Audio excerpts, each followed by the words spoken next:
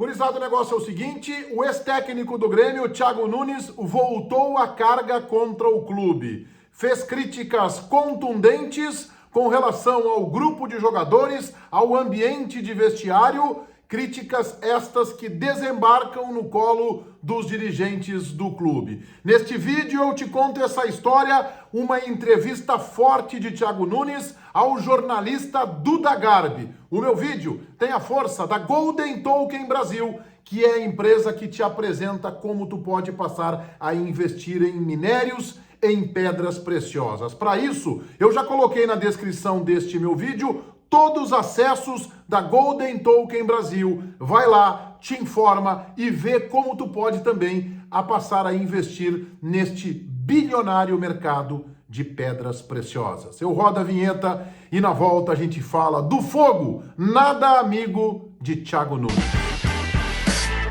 Thiago Nunes, de ótima trajetória no Atlético Paranaense, campeão da Copa do Brasil, campeão da Copa Sul-Americana, depois não conseguiu manter a sua carreira em alto nível, fracassou no Corinthians e também no Grêmio, onde inclusive chegou a conquistar o título do Campeonato Gaúcho. Algumas semanas atrás, ele fez críticas aos dirigentes, dizendo que alguns jogadores foram prometidos, que ele chegou a encaminhar uma negociação com o Marcelo Groy para que ele voltasse para a Arena e que depois a direção não conseguiu viabilizar. E nesta semana, em uma entrevista dada ao Duda Garbi, lá no canal do YouTube do Duda Garbi, naquele famoso quadro Um Assado para Thiago Nunes. Pois o Thiago Nunes foi lá, comeu o bom churrasco do Duda Garbi e soltou o verbo num fogo nada amigo direcionado aos jogadores, ex-jogadores do Thiago Nunes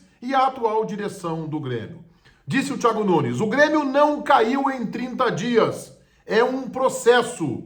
Jogadores que tinham que sair, como Maicon, citou inclusive o grande capitão, grande liderança do Grêmio nestes últimos tempos, o Maicon como jogadores que tinham que sair. E seguiu o Thiago Nunes criticando a preparação física, né? Citou os problemas da preparação física, abre aspas, observem isso, abre aspas. Quando eu cheguei, os caras jogavam futevôlei fora do horário de trabalho, para compensar o que não treinavam. Fecha aspas. Observe o que disse o Thiago Nunes. Quando eu cheguei, os caras jogavam futevôlei fora do horário para compensar o que não treinavam. Fecha aspas. O futebol não estava tão profissional. Isso dito por um técnico que trabalhou no Grêmio ano passado, que sucedeu a Renato Portaluppi. A pergunta que eu faço, onde estavam os dirigentes do Grêmio nesta época que antecedeu o Thiago Nunes? Ele dizendo que o futebol não estava tão profissional. Vocês lembram? Antes do Thiago Nunes, quando o Thiago Nunes chega, o vice-futebol é o Marcos Hermann. Um período antes teve uns 40 dias ali com o Amodeu e o presidente Bolzan tocando interinamente o futebol. Mas antes disso o Grêmio tinha um vice-presidente, Paulo Luz, que aliás integra o atual conselho de gestão do presidente Romildo Bolzan. Onde estava o Paulo Luz nesta época, que não comandava? Onde estava o presidente Bolzan, que sempre foi muito próximo do futebol e que em vários momentos de dificuldades nesses últimos tempos, com o Renato, com o Thiago, com o Filipão, acabou intercedendo junto ao departamento de futebol? Onde estavam os integrantes do conselho de gestão do Grêmio que não viam isso? Vocês lembram que nós, dos donos da bola, fizemos reiteradas críticas à preparação física do Grêmio, à falta de foco, e o Renato chegou a fazer aquela acusação, que são os recalcados da bola? Tudo bem, tá valendo, faz parte do folclore do futebol isso. E até foi legal esse apelido que o Renato colocou na gente, a gente levou isso numa brincadeira, num alto astral. Eram críticas que os donos da bola estavam exercendo em cima do trabalho do Grêmio, do Paulo Luz, do presidente Bolzan, do Renato, e que agora se confirmam com o Thiago Nunes dizendo que os jogadores chegavam ao ponto de praticar futevôlei fora do horário de trabalho para compensar a ausência de treinamentos. Vocês devem lembrar que o Renato sai do Flamengo e depois começaram um trabalho que não deu certo, começaram a vazar informações de jogadores mais experientes dizendo que o Flamengo do Renato não treinava, não trabalhava, E como é que os dirigentes do Grêmio foram tão omissos, passivos e incompetentes a ponto de não perceber isso? Que o time treinava pouco e que os jogadores estavam no futevôlei. E aí, pessoal, com os meus mais de 35 anos de trajetória como jornalista, acompanhando o futebol em diversos clubes, com diversas direções, treinadores, ambientes de vestiário, eu posso desconfiar que este futevôlei tinha outras ofertas, que não era apenas um futevôlei fora do horário de trabalho, que tem um churrasquinho e outras coisas legais, prazerosas, que cercam este ambiente de jogador de futebol jogando futevôlei. Eu não tenho informação, eu só tenho desconfiança. O que mais está aí de fora do horário de trabalho? Noitada? Ficar na noite até tarde? Não ter foco no momento do Grêmio?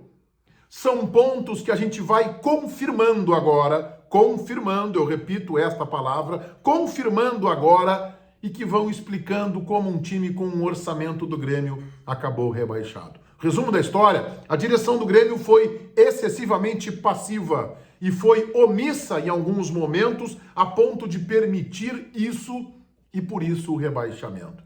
Ora, alguém do outro lado poderá dizer assim, mas Menegas, não é bom o jogador fazer prática de atividade física? Sim, na sua folga, sim.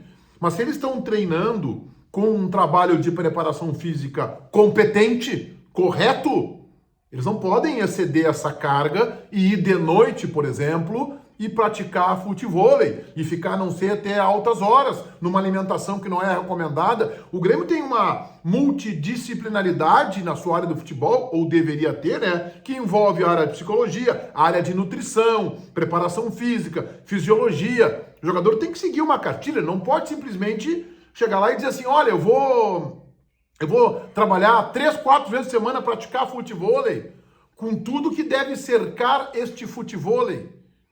E isso mostra como o Grêmio não tinha comando, ou tinha um comando único, que era passivo, que era conivente. Onde estava o Marcelo Oliveira, coordenador técnico do vestiário gremista, sempre tão próximo aos jogadores, praticando o futevôlei com ele e achando bacana? Onde estava o técnico Renato Portaluppi, que adora o futevôlei?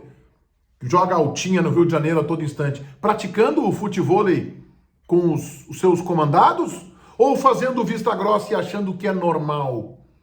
E o Thiago Nunes, ele só não pode esquecer que ele participou do rebaixamento. Ele tem responsabilidade. Porque quando ele faz crítica ao Grêmio, parece que ele está falando de um rebaixamento distante e que ele não tem nenhuma participação. Ora, pois eu digo aqui, o Thiago Nunes também participou do rebaixamento. Por quê? Porque ele fez a arrancada de 7 jogos do Grêmio ser muito ruim, ser muito incompetente, ser nada saudável. Então ele também assina esse rebaixamento. Por mais críticas que ele faça agora, a forma como o futebol do Grêmio vinha sendo conduzida, ele também é protagonista desse processo de rebaixamento. Mas a acusação é forte e o que ele está dizendo mostra a bagunça que o Grêmio viveu naquela época. Abre aspas para Thiago Nunes. O futebol não estava tão profissional. Fecha aspas. Um time desse tamanho, com um futebol, digamos, amador, só pode colher um rebaixamento na sua história. Se inscreva no meu canal, ativem as notificações ali no sininho. Se gostarem dos meus vídeos, deixem aí o like.